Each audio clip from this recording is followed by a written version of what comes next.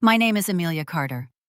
I am 36 years old, and I thought I had come to my sister's wedding simply to watch her begin a new life. But under the golden glow of the chandeliers, my parents rose with their glasses high and announced to 200 guests that 30% of their estate and every penny of their retirement would belong to Rachel alone. Laughter faltered, forks froze, and every eye turned to me, the daughter they had just erased in public. In that instant, it was not just about money. It was about being told I was never enough. Not as a child, not as a woman, not as their own flesh and blood. And as my heart pounded in my chest, I knew the battle for dignity was only beginning. The crystal chandeliers glowed above us, scattering golden light across the ballroom at the Drake Hotel in Chicago. I remember the hush that fell when my father, Thomas, 65, stood with his glass raised. My mother, Evelyn, 63, rose beside him, sequined gown glittering as she lifted her flute of champagne. Every guest expected blessings for the bride and groom. I expected it too, even though deep down I had learned not to hope too much. My father's voice cut through the silence, steady and firm. From this day forward, 30% of our estate and every penny of our retirement will belong to Rachel. At first I thought I misheard. Then the air shifted, chairs creaked, forks froze above plates. A few hesitant claps broke the stillness and faded just as quickly. I felt my pulse hammering in my ears. My mother's eyes locked on mine, her face calm, almost pleased. She leaned closer to the microphone and said clearly, "Amelia has her career. She does not need what we are entrusting to Rachel. She is the one who will look after us when we are old." The words dropped like stones in the room. Gasps rose, whispers rippled from table to table. A man 2 seats behind me muttered, "So Amelia gets nothing," and his wife hushed him with a nudge, though her eyes stayed on me. I gripped the edge of my table so tightly my knuckles ached. My fork slid from my fingers and hit the plate with a clang that felt deafening in the silence. Rachel smiled small and tight, holding her new husband's arm. She did not look shocked. She looked ready, like she had known all along. Her eyes flicked to mine, then away, as if I was no more than an obstacle to step around. I wanted to speak. My throat burned with the words I longed to hurl across the room. "I am your daughter too. I worked for everything I have." But my lips pressed together, and my body would not move. The chandeliers blurred overhead, my vision swimming. I felt exposed, stripped of dignity in front of 200 guests. To them, I was not the woman who had built a foundation that fed families after a storm, not the sister who had shown up year after year. I was just the daughter deemed unnecessary, discarded with a toast. Around me, conversations sparked in low voices. A cousin leaned across his table and whispered something that made another guest cover her mouth in shock. My aunt in navy lace tilted her head and stared, pity softening her features. The orchestra faltered, then shifted into a quieter melody, as if the musicians themselves were unsure how to proceed. My father lifted his glass higher, repeating, "To Rachel, our pride, our caretaker, our future." This time the applause was louder. Some guests forced cheerfulness into their voices, while others clapped half-heartedly. My mother kept her eyes on me, even as she drank, as if daring me to contradict her. My cheeks burned, my chest tight with humiliation. I could feel the weight of every glance, some curious, some sympathetic, some almost gleeful, as if my public shaming was the evening's entertainment. I pressed my palms flat against my lap to steady them, nails digging into the silk of my dress. I told myself to breathe, to survive these minutes without falling apart. But inside, something cracked. The toast had not only taken my place in my family, but it had also made me a spectacle. I knew when the night ended, people would leave with gossip more lasting than the vows spoken on that altar. The music swelled again, the waiters resumed pouring champagne, and the chatter returned. To anyone else, it looked as though the evening had moved on. But I sat there in the middle of it all, hollow, trying to hold myself together while my sister glowed and my parents basked in their decision. And then, just as I lowered my gaze to hide the sting in my eyes, I caught a glance exchanged between Rachel and my mother. A flicker, sharp and knowing, that told me this was not spontaneous at all. It was planned, deliberate, and I was the only one not in on it. That look followed me as the music played, and I realized with a cold certainty that the humiliation in that ballroom was only the beginning. I was 10 years old the first time I understood what it meant to be invisible in my own family. That year, I had begged for a birthday party, nothing grand, just a cake with candles and a few friends in the backyard of our small house in Evanston. I sat on the porch steps in my best dress, watching the sun slide down, waiting for them to come home. My parents had promised they would be there before dinner, but instead the hours ticked by. When the front door finally opened, I heard laughter and the jingling of medals. My mother Evelyn was carrying flowers, and my father Thomas had a camcorder slung over his shoulder. Rachel burst in behind them, hair still pinned with glitter, a shiny trophy clutched to her chest. They had taken her to a dance competition in Milwaukee and completely forgotten about me. There was no cake, no candles, no friends. My mother kissed the top of Rachel's head and told her she was their shining star. I sat quietly on the stairs holding my paper crown and told myself it did not matter. It became a pattern. When I won the state science fair in middle school, clutching a blue ribbon I had worked on for months, my parents said they were too busy with work to attend the ceremony. That weekend, they drove Rachel to a local modeling contest and clapped from the front row. When I got home, my ribbon was tacked to the refrigerator under a grocery list. My father told me, "You did well, but Rachel has the kind of gifts people notice."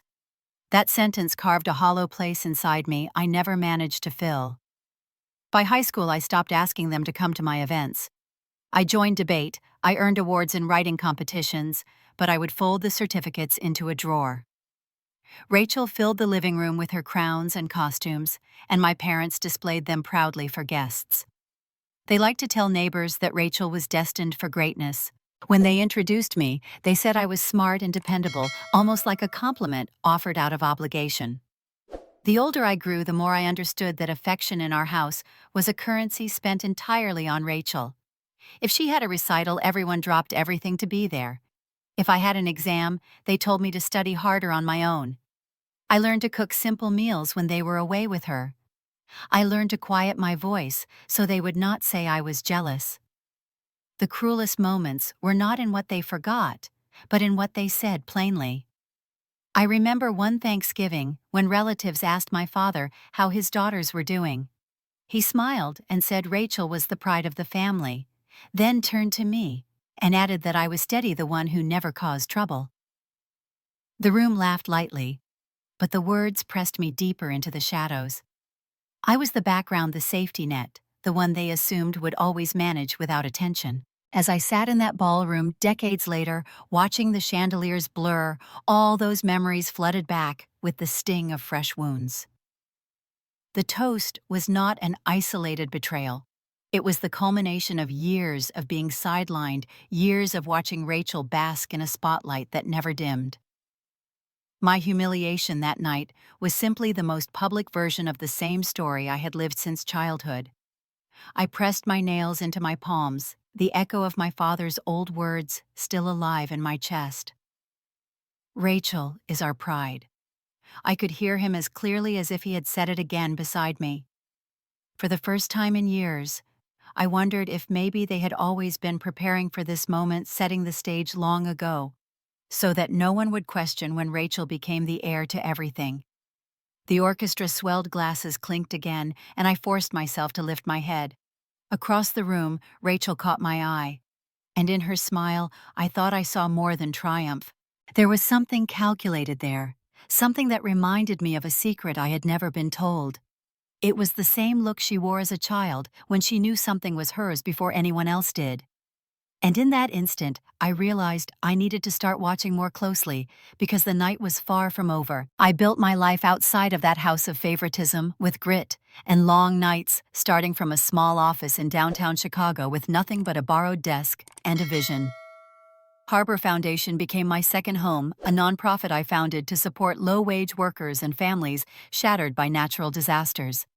I spent weekends traveling to towns flattened by tornadoes, speaking with mothers who had lost everything, and workers who did not know how they would buy groceries by Friday. Every check I wrote and every dollar I raised reminded me that my existence had weight even if my parents refused to see it. In 2021, the mayor stood on a stage in front of hundreds and handed me the Community Impact Award. Cameras flashed, applause thundered, and I thought maybe this would be the moment my parents would finally acknowledge what I had built. I mailed them a program from the event with a short note. My mother called a week later and asked if I had remembered to send a birthday card to Rachel. She did not mention the award. At family dinners, the comparisons always arrived dressed as casual remarks. Evelyn would lift her glass and say, Rachel's designs had been featured in Architectural Digest. Then she would turn to me and ask how my little projects were going. My father would nod proudly at Rachel's new condo purchase, and then shake his head at me, reminding me that charity work was admirable, but did not build wealth. Their words always landed with the same sting. Rebecca successful, Amelia selfless but naive. Lucas was the only one who saw me whole. He was 38, a partner at a respected law firm, sharp in the courtroom, but soft with me. When I came home after a dinner, where my mother had dismissed Harbor Foundation as playing social worker, he poured me a glass of wine and said, Your value does not rest in their approval. He reminded me that I had raised millions of dollars, that families who had nothing now had roofs and meals because of the work I refused to abandon. He reminded me that I had built something real. But still, every holiday turned into a quiet trial, where my efforts were put on the stand and found lacking. Rachel walked into the room in designer heels, stories ready about her clients, her photo shoots, her glossy life, splashed on magazine pages. The relatives would lean forward to listen and then glance at me politely, as if I were there to fill space. I learned to smile, to pass the bread, to pretend it did not matter. Inside, it gnawed at me. I often wondered why my parents clung to the illusion that only wealth or glamour mattered. They never saw the grit it took to build something out of nothing. They never visited the shelters Harbor Foundation had funded or looked into the eyes of the children who now had beds instead of cots. I had stopped inviting them because the answer was always no.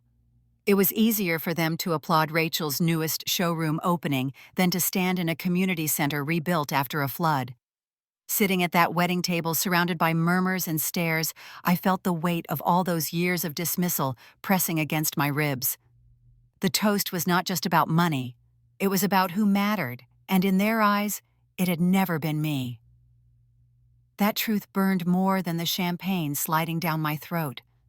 Lucas leaned toward me, his hand brushing mine under the table. His eyes told me not to fold into silence again. I held his gaze, drawing steadiness from it. Then across the room, I noticed someone I had not expected to see. Henry Collins, an old friend of Lucas from law school, was speaking quietly with one of the groomsmen, his expression serious, his eyes darting toward my father. A flicker of unease passed through me, because in his face, I sensed that the humiliation of that toast was only the surface of something deeper, something far more deliberate. Janet slid into the empty chair beside me, her hand warm on mine.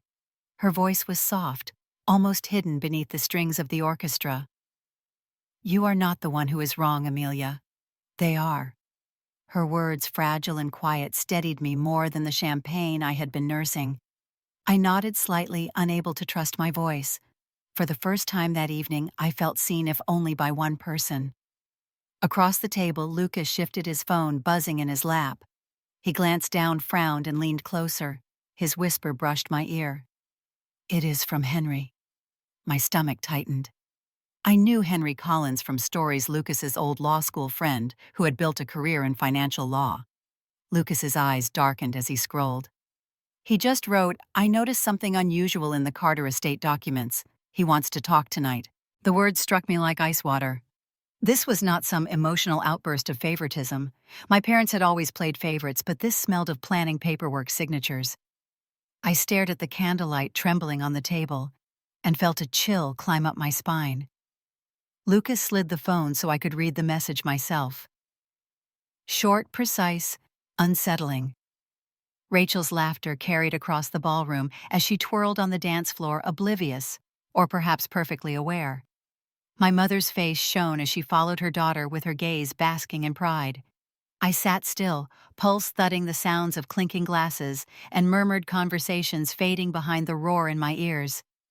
I wanted to ask Lucas 100 questions, but the set of his jaw told me he was already running calculations in his head. I turned slightly and caught Henry looking my way from across the room.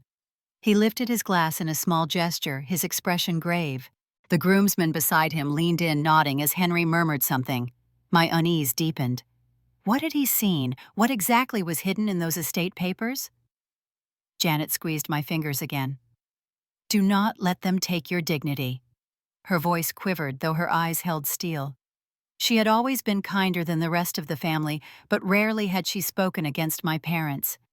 The fact that she did now made the moment heavier. The orchestra swelled, louder couples filling the dance floor. Waiters passed with trays of champagne, their movements smooth and rehearsed, masking the undercurrent of tension that still hung over me. I forced a smile at one of them as he offered a glass, but my hand shook as I lifted it. Lucas leaned in, his tone low. Henry will send documents before the night ends. We will have proof. Proof. The word echoed in my chest. Proof that humiliation was not enough for them. Proof that they had written me out, not just in words, but in ink. My father's toast replayed in my mind, layered now with the sinister possibility that this had been decided long before tonight behind doors I was never invited to open. I looked around the room, at the glowing chandeliers, at the faces turned toward Rachel and her husband, at the clapping hands and smiling mouths. To them, it was a celebration. To me, it was a revelation. If Henry was right, then this was not only about pride or favoritism, it was about erasure. Lucas placed his hand over mine beneath the table, grounding me. His eyes told me to hold steady, to wait. I nodded, though my heart pounded hard enough to shake my frame. Across the ballroom, Henry raised his phone slightly, as if signaling that more was coming. I drew in a breath, feeling the weight of the evening settle deeper on my shoulders. I had endured years of being overlooked, of being treated as less.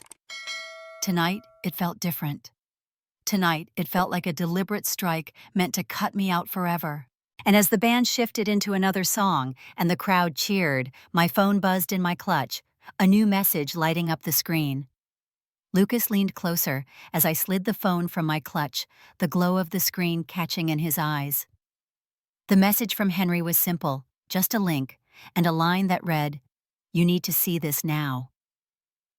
My fingers trembled as I tapped, and within seconds a PDF opened. I felt the blood drain from my face. It was a copy of my parents' will, dated 2015. The language clear and almost comforting. Assets to be divided equally between their daughters, Rachel and Amelia Carter. My throat tightened as I read, because this was the promise I had clung to whenever favoritism cut too deep, the one reassurance my father had given me more than once. But attached beneath it was another file stamped 2022. The words blurred as my eyes burned. Entire retirement funds and an additional 30% of the estate were now designated to Rachel Carter exclusively. At the bottom, their signatures sprawled in blue ink, bold and unshakable. I pushed the phone back toward Lucas, my hands cold. He stared at the screen, jaw rigid, and whispered low so no one else could hear. This is not favoritism. This is deliberate. The band played a waltz, couples twirling gracefully, as if the floor had not just dropped from beneath my feet. I remembered my father's voice years ago when I had confronted him about why Rachel always seemed to be the chosen one. He had patted my shoulder, his expression solemn. I will always be fair with both of you. Those words replayed now like a cruel joke. My chest ached as I realized fairness had been signed away with a flourish of his pen. My grip tightened on the stem of my glass until I feared it might shatter. Every breath felt heavy, like drawing air through water. Around me, the guests laughed, unaware that an entire lifetime of betrayal had just been confirmed in a few lines of legal text. Then Rachel appeared at my side, her perfume announcing her before her voice. She raised her glass, ruby wine catching the light, her smile sharp enough to cut. "I hope you are enjoying yourself," she said sweetly, though her eyes held no kindness. "You have Lucas. You have your little foundation. You do not need to worry about the rest. Let me take care of Mom and Dad." Her tone made it sound like a favor, as if stripping me of my birthright was an act of generosity. I stared at her words pressing against my teeth, but refusing to come out. She tilted her head, her grin widening just enough for me to see the victory in it. It was not chance, it was not oversight. She knew. She had known all along. Lucas's hand closed gently over mine, grounding me. His voice was calm, but carried steel. "Rachel, this is not the time." She arched a brow and swirled the wine in her glass before gliding away, leaving behind the faint echo of her laughter. My stomach twisted. The document still glowing in my mind, the signatures seared into memory. Proof. Proof that my parents had not only humiliated me, but had planned my erasure long before tonight. I drew in a long breath, my hands shaking beneath the tablecloth, and forced myself to sit straighter. Lucas leaned in, his voice low. "We will not let this go unanswered." I nodded, though I barely trusted myself to speak. The music swelled again, the dance floor spinning with color and silk, but I could not look away from where my parents sat smiling and clinking glasses as though nothing had been exposed. I pressed my nails into my palm until it hurt, needing the sting to keep myself present.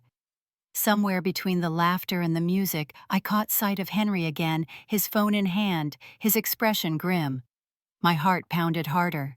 If he had uncovered this, what else was waiting to be revealed? The murmur started at one table and spread like a draft across the ballroom, lifting napkins and rattling glasses in its wake. I heard my name carried from mouth to mouth, my parents' toast reshaped into whispers that cut just as sharp. A man in a tuxedo near the bar leaned toward his wife and said loudly enough for others to hear, "Amelia does not need any of it. She has a husband with money and her charity games." Heads nodded, a few chuckled, and the words traveled like sparks. Then Janet's voice cut through, trembling with fury. "This is her family too. How dare you act like she does not matter?"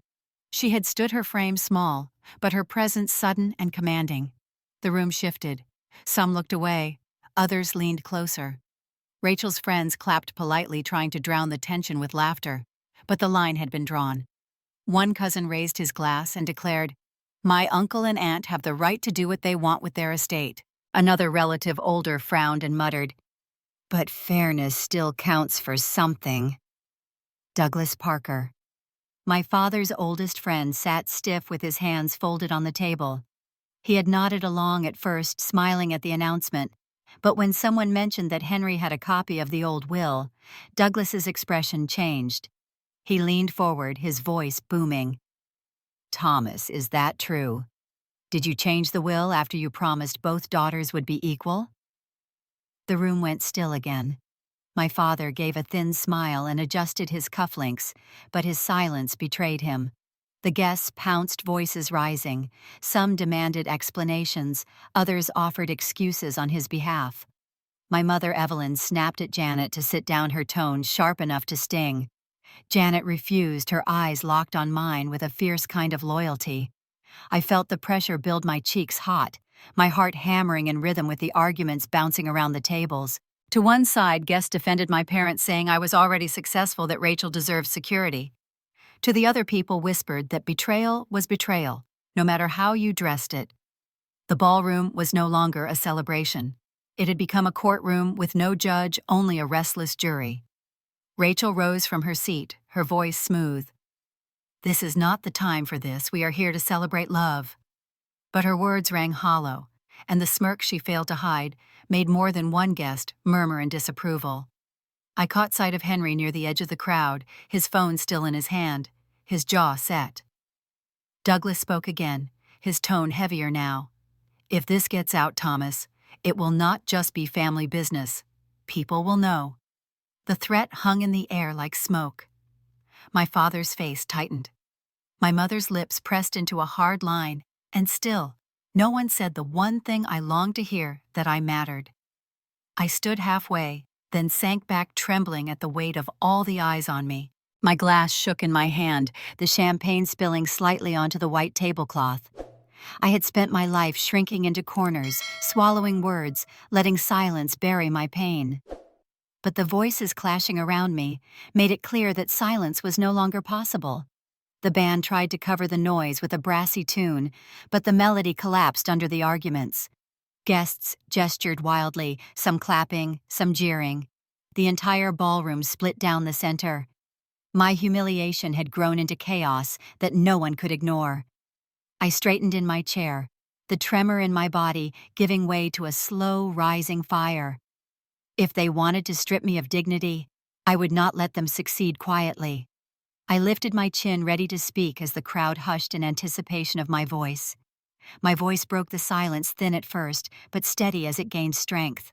I do not need their money, but I will not sit here while lies are dressed up as truth. The words hung in the air like a challenge, and the guests leaned forward, eyes wide, waiting for what would come next. From the edge of the ballroom, Henry Collins stepped forward, phone in hand, his face grave. He tapped the screen, and within seconds, the projection screen flickered to life behind the head table. Gasps rippled through the room as the image of the 2015 will appeared, the clear language dividing the estate equally between Rachel and me. Henry's voice carried firm and practiced. This is the original, and this is what was signed in 2022. He swiped, and the new document filled the screen. Words glared in black and white. Entire retirement funds and an additional 30% of assets to Rachel Carter exclusively. Signatures scrawled across the bottom. Thomas and Evelyn Carter, unmistakable. A murmur swelled into outrage. Some guests shook their heads, others pressed hands to their mouths. My mother rose quickly, her earrings catching the light. That is fabricated. This is an ambush. But her voice wavered, and she could not meet Henry's eyes. My father stayed seated, jaw-clenched fingers, gripping the edge of the table as if holding on to something slipping away. Rachel stood as well, her face pale beneath her makeup. She stammered, "This is not what it looks like." But the smirk she had worn all evening betrayed her. The guests saw it too, and whispers turned sharp. Then a voice rose above the chaos, strong and certain. "I know Amelia. I have worked with her. She has saved more families than I can count." It was David Mitchell, a former college friend, now a well-known engineer. He stepped forward, his voice echoing in the stunned room. After the storm last year, her foundation built shelters when no one else showed up. Do not tell me she does not deserve respect. Applause broke out, scattered at first, then building.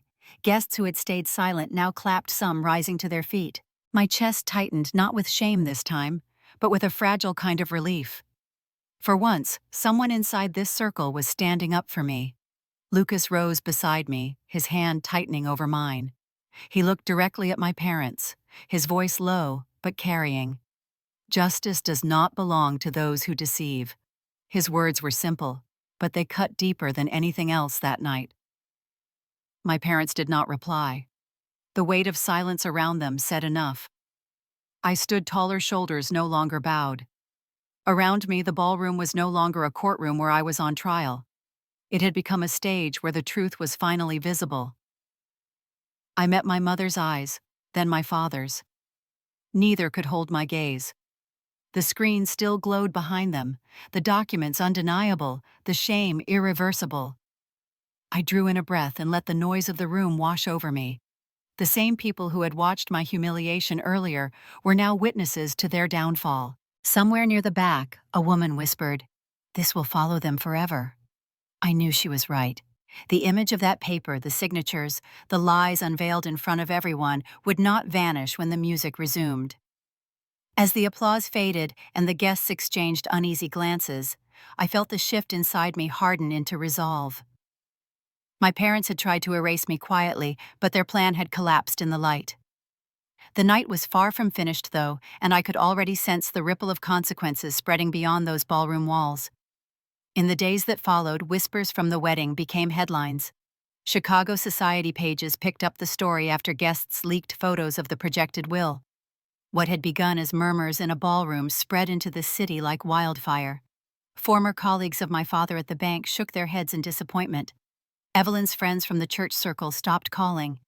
Invitations they once treasured disappeared. The Carters, once admired for stability and respect, became a cautionary tale whispered over brunch tables.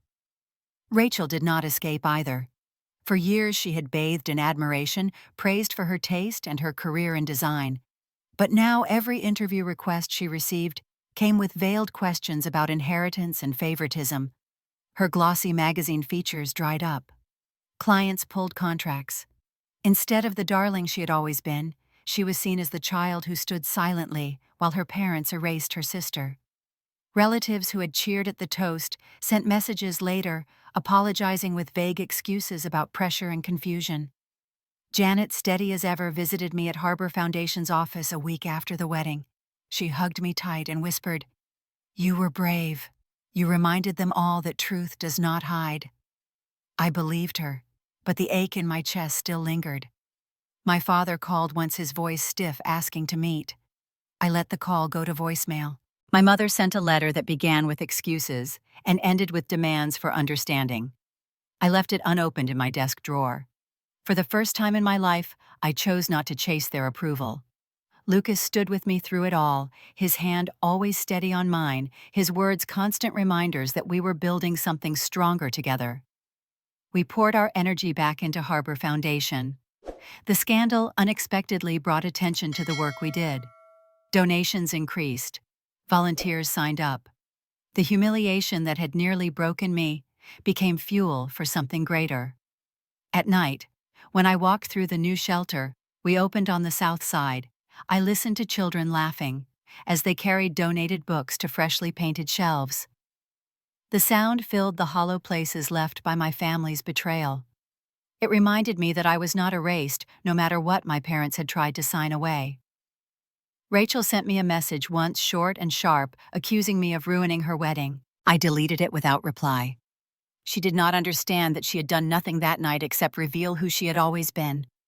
The truth had spoken louder than I ever could. Looking back, I know the wedding was never about celebration. It was a stage where masks slipped. My parents' quest to control their legacy shattered their reputation. Rachel's silence branded her complicit. And me, the daughter who had been invisible, stood in the light for the first time with nothing but truth as my defense. I did not file a lawsuit. I did not demand restitution. I chose instead to keep walking forward. I told myself every day that I did not need $1 from them to prove my worth. My value was in the lives I touched, the people who believed in me, the man who stood beside me. Sometimes justice is not written in court filings or legal documents. Sometimes it is in the way lies crumble under their own weight, in the way truth lingers long after the music stops. That night in the ballroom was supposed to erase me. Instead, it revealed me. And so I leave you with this.